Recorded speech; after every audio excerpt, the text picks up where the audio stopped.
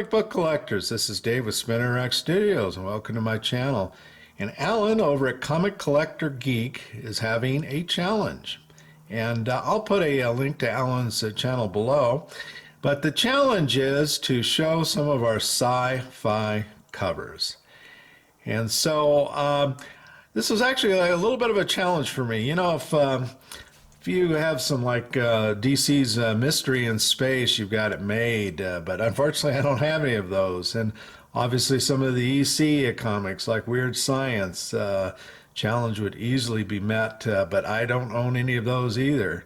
Well, I do own some of the reprints, but I'm going to stick with originals, and unfortunately I don't have any original ECs. But what I do have here in front of you is a Turok Son of Stone. And this is issue number 58 from 1967.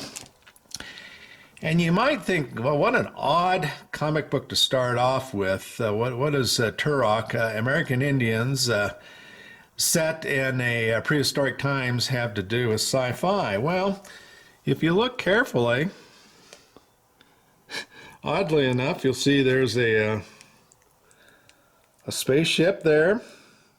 What looks to be like alien robots of some type coming out. Yeah, so Alan, if you're watching this video, I'm going to challenge you to find another cover that has American Indians set in prehistoric times with aliens.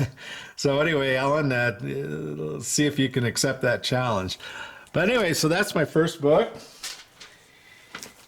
And moving on, Strange Adventures. This is issue number 130.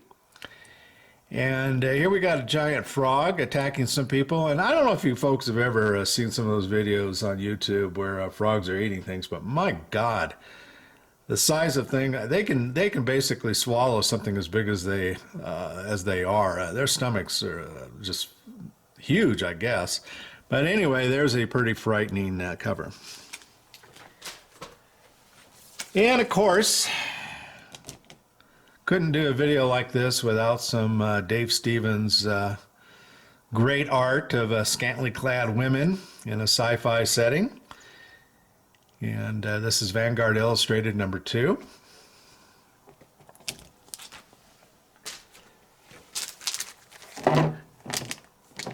Captain 3D, a Harvey book. And look, there's some spaceships. So I think that qualifies as a sci-fi cover.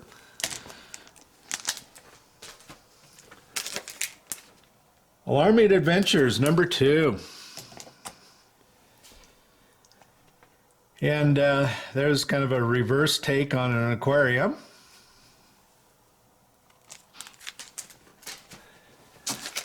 Next we have Alien Worlds number 9. Fun with bug-like creatures.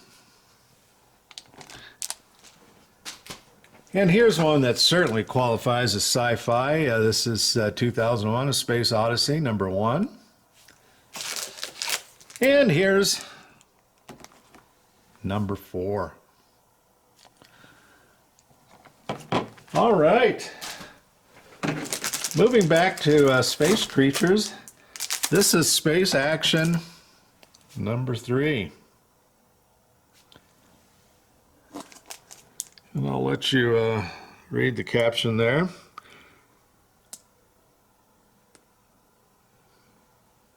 One of my favorite issues in my collection.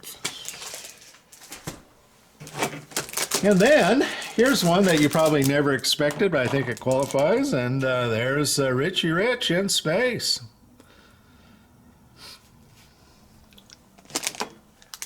And then, finally, well, if we're going to have Richie Rich, we got to get hot stuff in there too. And there you can see he's frying up some aliens there from space. All right, so anyway, Alan, challenge met, and I hope you enjoyed these comic books. Take care, everybody.